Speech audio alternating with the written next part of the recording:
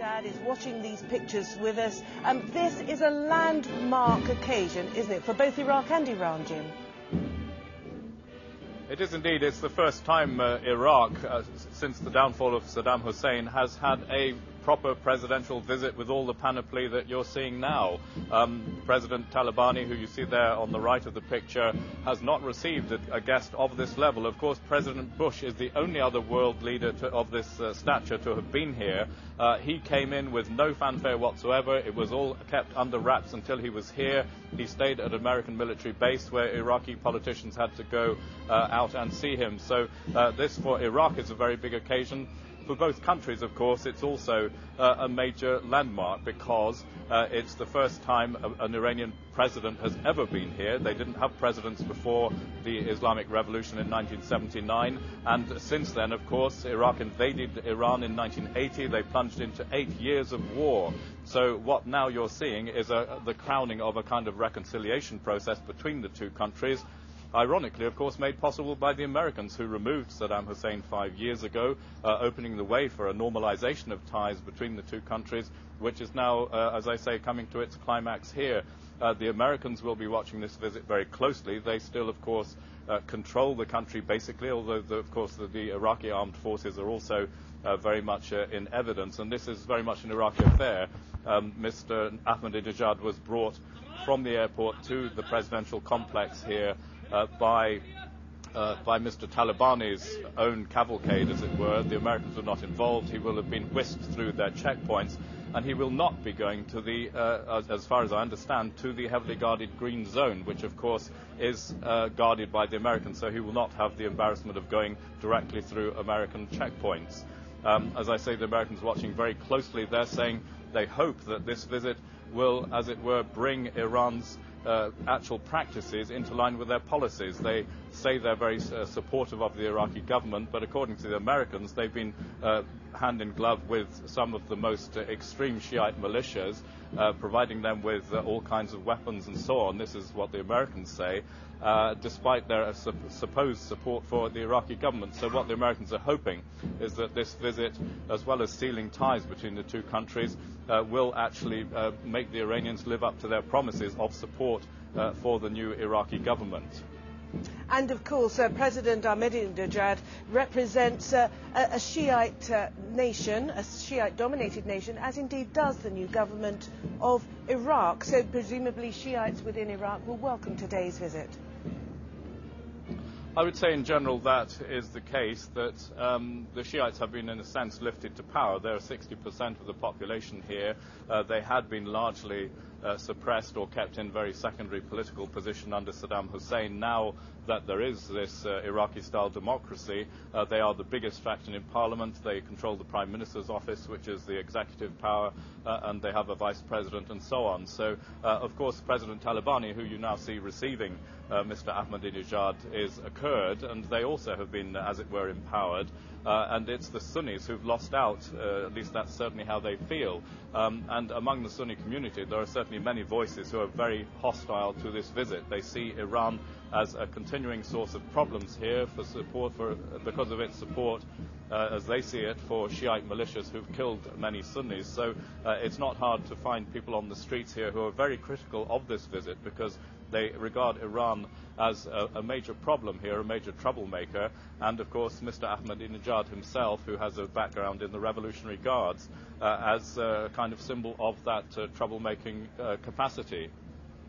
And also watching these pictures with us is our correspondent John Lyon, who's in Tehran, the Iranian capital.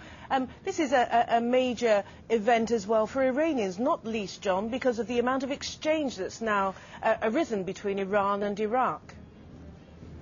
Well, of course, there are close ties because some of the holiest Shiite Muslim shrines are in Iraq, so many Iranians are now travelling to Iraq, and also Iraqis, particularly Shiite Muslim Iraqis, coming to Iran for religious pilgrimages and also to get away from the troubles of Iraq. So there are close ties between the country. There were even over many years. And I think President Ahmadinejad now will be absolutely delighted with these sort of pictures that we're showing live and we've been live across the region, because his message is Iran is the solution and not the problem. And here he is lots of smiles, lots of handshakes, and he would like to think that shows that Iran is solving problems in Iraq. For example, Iran always insists that it is the country succeeding in trading with Iraq, in building roads and schools and hospitals. Now, the accusation against Iran is that it's playing a double game. On the face of it, yes, they're all friends and smiles with the Iraqi government, but actually they have an interest in keeping them off balance by supporting the insurgency at the same time. And President Ahmadinejad hopes these pictures tell a very different story. Indeed, the political connections between the Iraqi leadership, the new Iraqi leadership, and Iran go back a long time and are very deep. Well, of course. I mean, for example, the Americans accuse elements of the Revolutionary Guard of now supporting the elements of the insurgency in Iraq. Well, there were links there developed during the Iran-Iraq War in the 1980s. You had the Badr Brigades, now a big force in Iraq.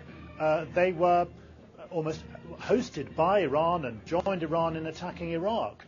So there have been long ties, long historic ties. I think the Shiite Muslims and certainly a large chunk of the population in Iraq would say those are friendly ties and ties that helped them during Saddam Hussein's rule when, as they saw, he certainly didn't give the Shiite Muslims a fair deal in Iraq. And going back to Jim in Baghdad, Jim Muir, our correspondent, it's almost as if the elephant in the room is the United States, obviously with great difficulty in relations with Iran. How is President Ahmadinejad going to avoid coming into contact with US security forces? Well, basically, my understanding is that he will spend most of his time where you see him now, at the complex of President Jalal Talabani, which is outside the green zone. Therefore, he won't be passing through the very tight American security that you have to go through to get into the green zone, where most of the government offices and, of course, the American embassy and other Western embassies are housed. So that potential source of friction should not be there. He was brought, as I said earlier, directly from the airport by the president's own motorcade, so he will have been just whisked through on that route, which has been closed off for the next 24 hours, so there won't be the public there.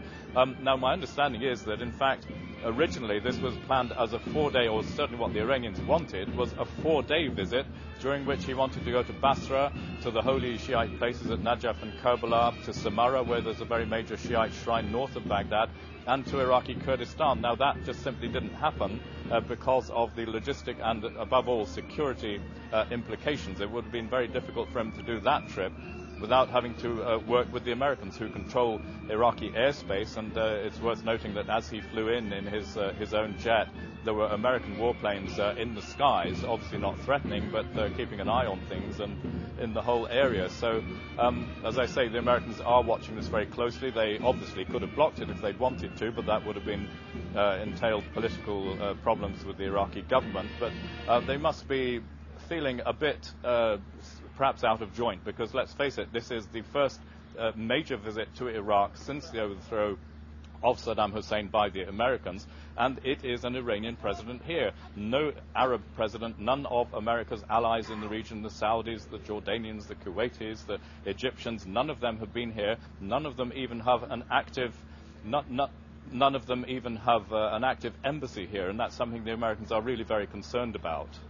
Okay, for now, Jim Muir, our correspondent in Baghdad, thank you very much indeed. And, of course, to John Line, our correspondent in Tehran, thank you very much for